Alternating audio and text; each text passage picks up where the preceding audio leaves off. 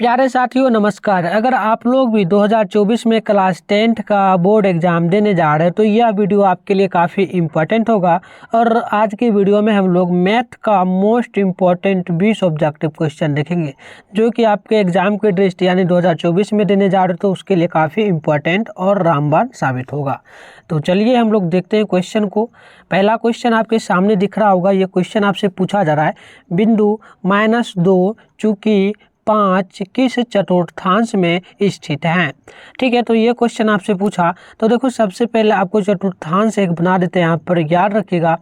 अब देखिए पहला चतुर्थांश में आपका जो होता है ना वो आपका होता है प्लस प्लस। ठीक है, याद रखिएगा प्लस चूँकि प्लस पहला चतुर्थांश, दूसरा में होता है आपका माइनस चूँकि प्लस। ठीक है, तीसरा में आपका माइनस चूँकि माइनस होता है और चौथा चतुर्थांश में आपका माइनस चूँकि माइनस होता है, सॉरी प्लस माइनस होता है, प्लस चूँकि क्या होता है माइनस होता है। तो देखो ये आपका पहला चतुर्थांश, ये आपका हो गया सेकेंड चतुर्थांश, ये आपका हो गया तृतीय चतुर्थांश, ये आपका हो गया चौथा चतुर्थांश। तो याद रखिएगा इसमें से जो भी चतुर्थांश आपको मैं समझाया हूँ इसमें से आपको एक क्वेश्चन निश्चित है 2024 के बोर्ड एग्जाम में पूछ देगा।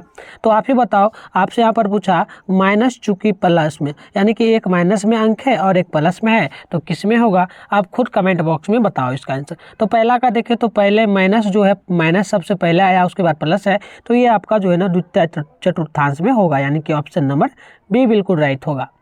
चलिए नेक्स्ट क्वेश्चन देख लेते हैं।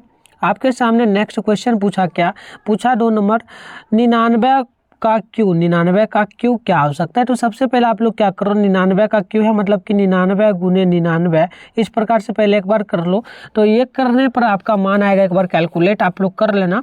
मैं आपको सीधे बता रहा हूँ, मैं किया हुआ हूँ पहले से, तो आपको दिखा देता हूँ इतना आया। ठीक है, अब क्या करना है, इसमें एक बार और आपको करना है 9801, इसमें एक बार और आपको 99 से कैलकुलेट करना है। तो वैल्यू आपका जो है ना ये निकल करके यहाँ पर आ जाएगा टोटल 970299। ठीक है ना, तो देखो ऑप्शन नंबर बी में आपको दिख रहा है, मतलब कैलकुलेट करना है। ठीक है ना, क्यों दिया है तो फॉर्मूला के अकॉर्डिंग आप कैलकुलेट, इसको 99 को 3 बार गुना कर देना है। ठीक है, चलो अगली क्वेश्चन देखते हैं। अगली क्वेश्चन आपके सामने है और वो ये क्या पूछा जा रहा है, ध्यान पूर्वक देखिएगा। 3 नंबर है, समीकरण युग्म दिया गया है 2x + 3y = 5, ये पहला समीकरण है। दूसरा है 4x + 6y = 15। तो इसका हमें मान ज्ञात करना है, क्या मान एक्चुअल में आएगा। तो चलिए देख लेते हैं मान क्या आएगा। तो सबसे पहले आपको करना क्या है, इस किसी एक समीकरण को, मतलब दोनों समीकरण को मान किसी एक का मान बराबर करना, जैसे कि x का मान बराबर कर सकते हैं या फिर y का। तो चलो हम क्या करते हैं, समीकरण 1 में गुना कर देते हैं किससे, 2 से। ठीक है, तो पहला समीकरण 2 आपका देखो समीकरण यहाँ पर पहला ये हो गया। ठीक है, तो इसमें 2 से गुना कर दो जितना भी अंक है सब में। तो देखो सबसे पहले x में गुना करोगे, तो देखो x में गुना करोगे तो x में 2 है, तो 2 से अगर गुना करोगे तो 2 दूनी आपका 4x हो जाएगा। फिर प्लस है तो प्लस दे दो। अब देखो यहाँ पर आपका 3 है, तो 3 में भी आप 2 से गुना करोगे तो 3 दूनी 6 होगा, 6 हुआ आपका हो जाएगा। फिर बराबर है तो बराबर दो। अब यहाँ बचा 5, 5 में 3 से गुना करोगे तो आपका 15 आ जाएगा। अब ये दूसरा जो समीकरण है इसके नीचे सेम लिख दो। ठीक है, आपको आना चाहिए, ये आपका विलोपन विधि से हम हल कर रहे हैं, सेम टू सेम लिख दो। और 15 है तो 15। अब देखो यहाँ पर लगाओ। अब देखो यहाँ पर क्या कर सकते हैं, ये नीचे माइनस, यहाँ पर प्लस है तो यहाँ माइनस, यहाँ पर देखो प्लस है तो माइनस, यहाँ पर प्लस है तो माइनस।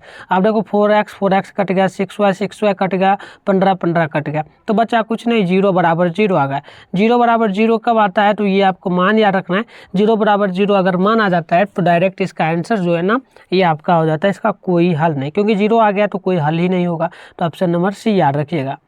चलिए अगली क्वेश्चन यहाँ पर आपके सामने है 4 नंबर है, बिंदु दिया गया है -3 -5 किस चतुर्थांश में है। ठीक है ना, अभी आपको मैंने बताया था, इस प्रकार से लिया था। ठीक है, अभी बताया था मैंने, शुरुआत वाला जो होता है ना आपका क्या होता है आपको पता है ना, चलो बताओ आप लोग। तो शुरुआत वाला आपका होता है प्लस चूँकि प्लस। ठीक है ना, प्लस चूँकि प्लस होता है, और दूसरा में आपका माइनस चूँकि प्लस आता है, तीसरा आपका माइनस माइनस आता है, और लास्ट वाला आपका जो है ना ये आता है प्लस चूँकि माइनस। अब बताओ आप ही, यहाँ पर माइनस माइनस दिया है तो किस में हो सकता है, तो ये आपका तृतीय में होगा, यानी कि ऑप्शन नंबर सी भी आपका बिल्कुल यहाँ पर राइट हो जाएगा 4 का। ठीक है, तो याद रखिएगा ये आपका जो आ रहा है तृतीय में। चलो अगली क्वेश्चन देख लेते हैं। उससे पहले जान लीजिए, अगर आप लोग हमारे से नहीं जुड़े हो तो आप लोग इस नंबर पे कांटेक्ट कर लीजिएगा। ये मेरा व्हाट्सअप नंबर है। इस पर आपको क्या लिख के भेजना है, तो हाय सर लिख करके भेजना है, हाय सर लिख करके भेजना है। फिर मैं आपको क्या करूँगा, ग्रुप का लिंक दे दूँगा, ज्वाइन कर लेना, आपका नंबर सेव कर लूँगा और आपको नोट्स वगैरह वहाँ पर प्रोवाइड करा दूँगा, ठीक है ना। डेमो के लिए आप लोग कम्युनिटी बॉक्स में जाना, वहाँ पर देखना मेरा किस प्रकार का नोट्स होता है, एक बार देख लेना। बच्चे प्रिंट आउट निकलवा कर पढ़ते हैं, तो आप एक बार देख करके मुझे मैसेज जरूर करना। चलिए अगली क्वेश्चन आपसे 5 नंबर पूछ दिया गया। ये पूछा है कि बतलाइए रूट, यहाँ पर 2 कौन सी संख्या है। तो 2 आपको पता है ना, 2 जो है सम संख्या होती है, लेकिन ये सम के साथ में अभाज्य और भाज्य का अंतर यहाँ पर पूछा गया है। क्योंकि यहाँ पर देखो तो ऑप्शन के अकॉर्डिंग देखा जाता है। तो 10th में आप पढ़ रहे हो, तो 10th के लिए आपके अकॉर्डिंग जो है ये बिल्कुल राइट आंसर होना चाहिए। क्या, तो ये होगा आपका सम अभाज्य संख्या, ठीक है ना। सम अभाज्य होगा, तो ऑप्शन नंबर सी को आप लोग नोट कर लीजिएगा। चलिए अगली क्वेश्चन आपके सामने 6 नंबर दिख रहा होगा, इसे देखिएगा। आपसे पूछा 6 नंबर, यदि अल्फा तथा एवं बीटा जो है, अल्फा बीटा, ये आपका अल्फा होता है, ये आपका बीटा होता है। अल्फा बीटा जो है ना, इसके लिए एक समीकरण आपको दिया गया है x² - 3x प्लस में 5। तो इसका शून्यक है, तो मतलब इसका शून्यक क्या है, ये अल्फा प्लस बीटा जो है ना, इसका शून्यक क्या दे दिया गया है, इसका शून्यक ये समीकरण दे दिया है। तो हमें क्या करना है, अल्फा प्लस बीटा का मान क्या होगा वो निकालना है, ठीक है। तो चलो अल्फा प्लस बीटा का मान निकालने के लिए इसका फॉर्मूला आपको याद रहना चाहिए। अल्फा प्लस बीटा का फॉर्मूला क्या होता है, सबसे पहले जानना आपके लिए ये जरूरी है, ठीक है। तो चलो हमारा इसका मान देख लेते हैं, फॉर्मूला क्या है। तो फॉर्मूला आपका जो होगा ना, ये आपका होगा -b और बट्टे में आपका a होता है, -b बट्टे में a। अब देखो इस समीकरण में आप ये x वाला को सबसे पहले इसको मान लो a, और ये दूसरा में आपका 3 जो है इसको मान लो b, और आपका ये 5 जो है इसको मान लो c, ठीक है। तो अब हम लोग मान के चले, तो देखो फॉर्मूला में माइनस लगा हुआ है, तो यहाँ पर हम लोग क्या करेंगे, माइनस सबसे पहले देंगे माइनस, और क्या करेंगे b के स्थान पे देखो क्या है, b आपका ये है ना बीच वाला, ये है b, तो माइनस इसमें पहले से भी लगा हुआ है, तो माइनस दे दिए हम फॉर्मूला का, और एक -3 में लगा हुआ है, तो ये भी दे दो और बटे कर लो। बटे करने के बाद देखो आपको यहाँ पर a का मान पूछा, नीचे a, तो a आपका क्या है x², ये है ना x वाला, तो x² है, इसका मतलब x के गुना में क्या है वो देखना है। तो x के गुना में प्लस में है और साथ में 1 होगा, तो 1 यहाँ पर दे भी सकते हो, नहीं भी दोगे तो चलेगा। अब देखो आपका क्या है, यहाँ पर माइनस माइनस कट जाता है, तो कट गया। अब देखो यहाँ पर आ गया आपका 3/1। अब एक बात और समझ लेना, आप नीचे में 1 का कोई मान नहीं होता है, मान रखो या ना रखो कोई फर्क नहीं पड़ता है, सीधे आप ऊपर में 3 है तो 3 रख सकते हो, तो 3 आपका मान आएगा। तो ऑप्शन नंबर जो कि आपको ए में दिख रहा है। इस टाइप का क्वेश्चन आपसे काफ़ी पूछा जाता है, तो याद रखिएगा, इस प्रकार से बना लेना। चलिए अगली क्वेश्चन यहाँ पर देखिएगा, 7 नंबर क्या पूछा आपसे, पूछ दिया क्वेश्चन कि बतलाइए किसी वृत्त, कोई वृत्त है, उसकी स्पर्श रेखा उसे कितने बिंदु पर काटेगी। आप देखो कोई भी वृत्त है, आपको याद रखना कोई भी वृत्त है, और उस वृत्त को जो है स्पर्श रेखा जो है स्पर्श करेगा, तो कितने बिंदु पर वो काट सकता है। तो देखो वृत्त हम बना देते हैं आपके सामने, ये आपका वृत्त है। अब देखो इसको काटने के लिए क्या करना है, अगर जैसे कि मान ले हम ये एक तीर के अकॉर्डिंग, चलो इसको ले लेते हैं सीधा सीधे, ये देखो कितने रेखा पर काट सकता है, कितने रेखा पर काटने का पूछा है ना, कितने बिंदु पर स्पर्श कर सकता है। तो इधर से अगर हम एक तीर ले तो इधर से एक स्पर्श करेगा, इधर से ले तो इधर से, सॉरी इधर से ले तो इधर से स्पर्श करेगा। सिंपल सा है, मतलब कहने का अर्थ होगा कि जैसे कि आप कह सकते हो कि सर इधर से भी तो ले सकते हैं ना, नहीं ले सकते क्योंकि ये रेखा पर कट रहा है, ये नहीं कटना चाहिए, ठीक है। तो ज़्यादा से ज़्यादा हम क्या ले सकते हैं, 2 रेखा लिए, और कितने बिंदु पर कट रहा है, तो एक यहाँ पर बिंदु कट रहा है, एक यहाँ पर कट रहा है, यानी कि टोटल एक इधर बिंदु हो गया, एक इधर हो गया, तो 2 बिंदु पर अधिकतम कट सकता है, ठीक है। तो ऑप्शन नंबर बी को आप लोग याद रखिए, काफ़ी इंपॉर्टेंट होता है, और ये क्वेश्चन इंपॉर्टेंट है और पूछ ही देगा बोर्ड एग्जाम में, तो इसको ध्यान में आप लोग रखिएगा। चलो तो देखो इसका ऑप्शन नंबर सी, चलो सी नहीं होगा, ये 2 ही रेखा पर काटेगा, स्पर्श रेखा, ठीक है ना, अधिकतम एक स्पर्श रेखा। सॉरी एक चीज़ देखिएगा यहाँ पर, एक चीज़ हम गलत बोल दिए हैं। देखो क्वेश्चन क्या पूछा उससे अकॉर्डिंग चलेंगे हम लोग। किसी वृत्त की स्पर्श रेखा उसे कितने बिंदु पर स्पर्श कर सकती है, ठीक है। अच्छा देखो मतलब कहने का अर्थ हुआ कि एक रेखा है, मतलब 2 नहीं हमें चलाना, एक ही रेखा चलाना, ये आपका वृत्त हो गया। इस पर हम अगर एक रेखा चला दे तो कितने बिंदु पर काट सकता है, तो इस प्रकार से हम स्पर्श करा देते हैं, स्पर्श कराएंगे तो एक ही बिंदु पर काट रहा है, ये कहने का अर्थ पूछा, ठीक है। अधिकतम नहीं पूछा, तो ये हमसे पूछा तो हम एक ही ध्यान रखेंगे, ठीक है, एक, क्योंकि देखो स्पर्श किए तो एक जगह सट रहा है, और इधर से भी स्पर्श करते तो एक ही जगह सट रहा है, इधर से भी स्पर्श करेंगे तो एक ही जगह, इधर से भी करेंगे तो एक ही जगह, ठीक है। तो ये आपको ध्यान में रखना है, तो ये आपका करेक्ट ऑप्शन सी होगा। चलिए अगली क्वेश्चन देखिए, ये आपका फॉर्मूला है ट्रायग्नोमेट्री का। 8 नंबर पूछा साइन 90 माइनस थीटा क्या होगा। साइन 90 माइनस थीटा क्या होगा। तो देखो हमें साइन 90 माइनस थीटा पूछा है ना, साइन 90 माइनस थीटा, तो इसके लिए फॉर्मूला आपको याद रखना पड़ेगा। देखो साइन जो है सबसे पहले ये आपका कॉस में बदल जाएगा, ठीक है, कॉस में, और जो इधर थीटा में है माइनस में जो है वो माइनस भी आपका आ जाएगा बाहर, ठीक है। तो ये आपका करेक्ट ऑप्शन डी होगा। डी आप लोग याद रखिएगा। सॉरी, माइनस है तो माइनस नहीं बाहर आएगा आपका, ठीक है, माइनस है तो माइनस आता नहीं है बाहर, डायरेक्ट आपका यह कॉस थीटा में बदल जाएगा, क्योंकि माइनस पहले से है तो ये प्लस में आ जाएगा। तो ये यहाँ पर देखो ऑप्शन में माइनस लगा है तो माइनस नहीं होना चाहिए, डायरेक्ट आपका कॉस थीटा होगा। ये ख्याल आप लोग रखिएगा।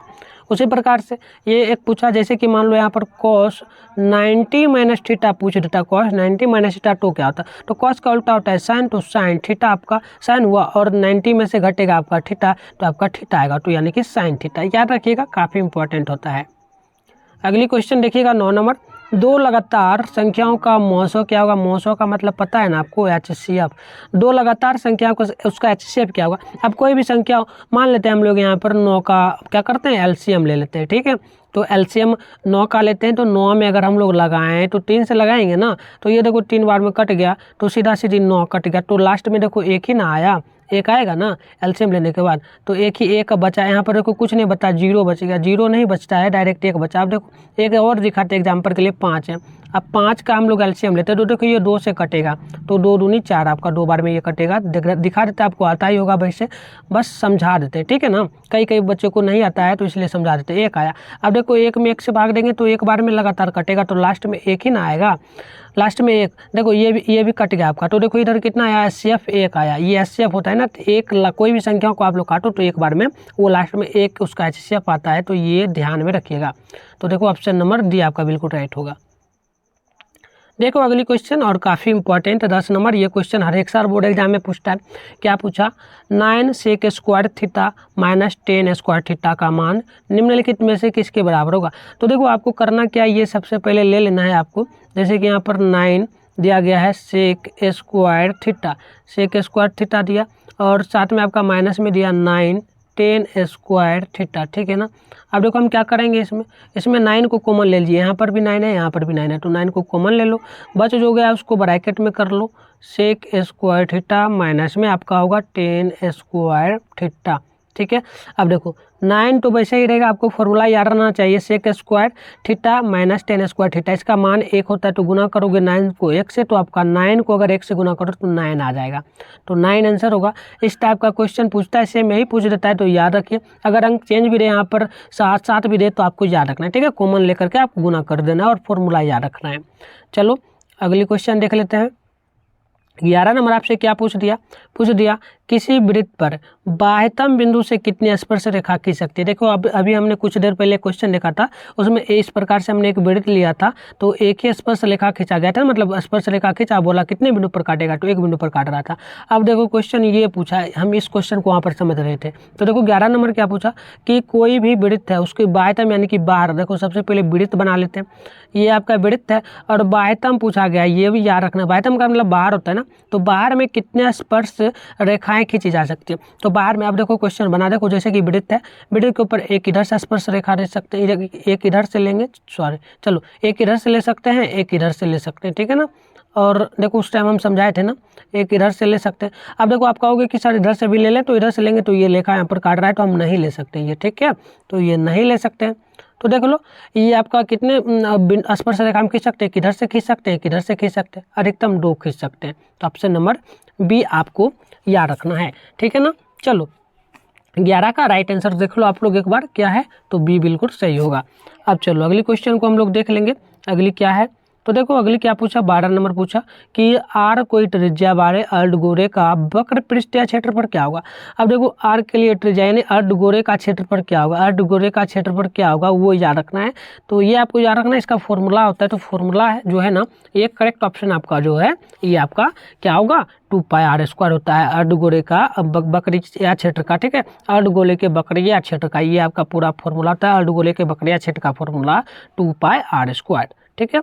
चलो अगली क्वेश्चन क्या पूछा आपसे, पूछ दिया कि निम्न में से मूल बिंदु का नियमांक है। मूल बिंदु के नियमांक क्या है? तो देखो इसके लिए क्या करना है, इस प्रकार से लेना है कि इस प्रकार से लेना है। अब देखो मूल बिंदु के नियमांक का अर्थ क्या होता है, तो याद रखिए कि मतलब बीच का जो होता है ना बिंदु, तो देखो यहाँ पर जीरो, चूंकि जीरो होता है क्योंकि दोनों एक जगह मिल रहा है, यहीं से स्टार्ट होगा तो जीरो चूंकि जीरो होगा, तो ऑप्शन नंबर बी को याद रखिए आप लोग।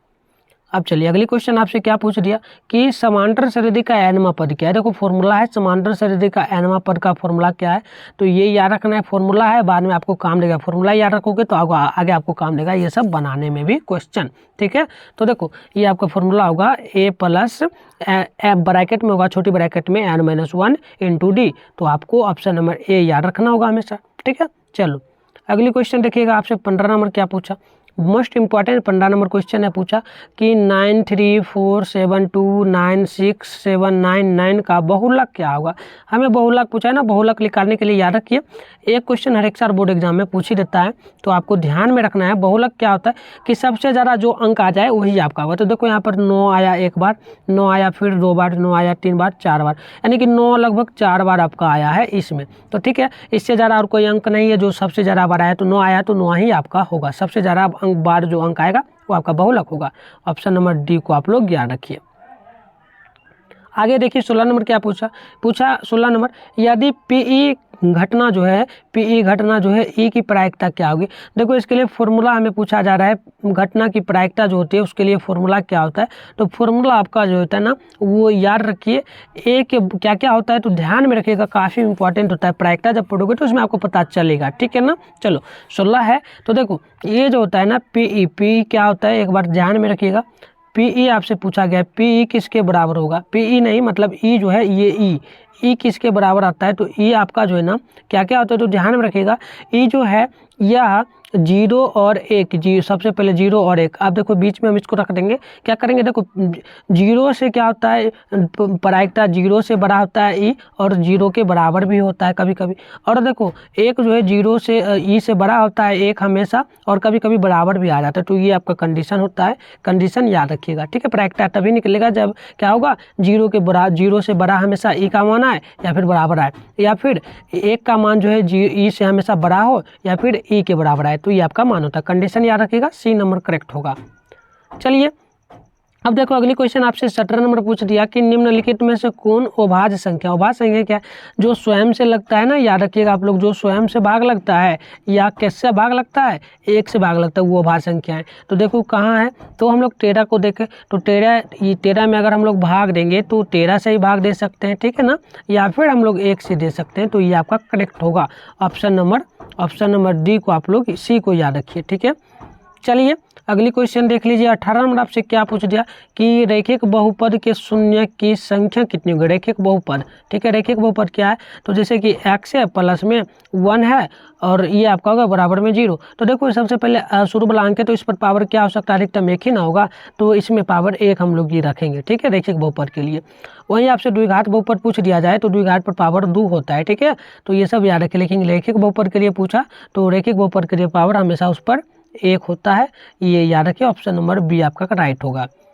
चलिए अगली क्वेश्चन यहाँ पर 19 नंबर आपसे पूछ दिया कि बतलाइए यदि 3 थीटा बराबर 90 डिग्री है तो cos थीटा का मान क्या होगा। तो देखो 3 थीटा बराबर हमें पूछ दिया 90 डिग्री, तो हमें क्या करना है, थीटा लेना है और 90 डिग्री ऊपर है तो 90 लो, नीचे में आपका ये 3 जो गुना में था इसको भाग में ला दो इधर और वो काट दो, 3 से काटोगे तो आपका मान जो है ये 30 आ जाएगा, ठीक है ना, 30, यानी कि थीटा बराबर आ गया आपका 30 डिग्री।